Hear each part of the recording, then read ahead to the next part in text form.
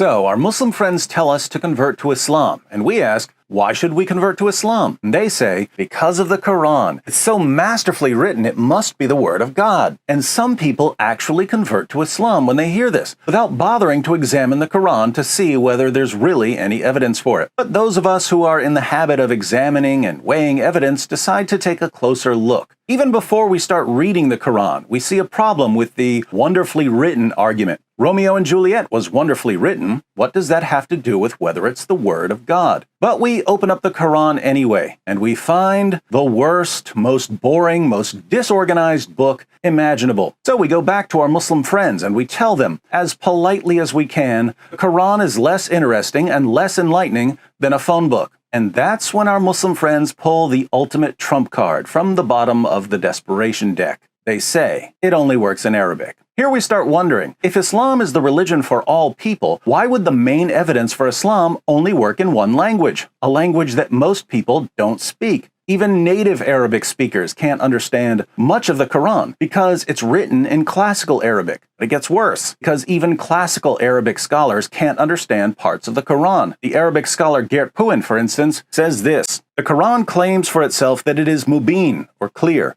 But if you look at it, you will notice that every fifth sentence or so simply doesn't make sense. Many Muslims and Orientalists will tell you otherwise, of course, but the fact is that a fifth of the Quranic text is just incomprehensible. This is what has caused the traditional anxiety regarding translation. If the Quran is not comprehensible, if it can't even be understood in Arabic, then it is not translatable. People fear that. And since the Quran claims repeatedly to be clear, but obviously is not, as even speakers of Arabic will tell you, there is a contradiction. The Iranian scholar Ali Dashti, in his book 23 Years, adds, the Quran contains sentences which are incomplete and not fully intelligible without the aid of commentaries, foreign words, unfamiliar Arabic words, and words used with other than the normal meaning, adjectives and verbs inflected without observance of the concords of gender and number, illogically and ungrammatically applied pronouns which sometimes have no referent, and predicates which in rhymed passages are often remote from the subjects. These and other such aberrations in the language have given scope to critics who deny the Quran's eloquence. So the Quran is a catastrophe even in the original Arabic.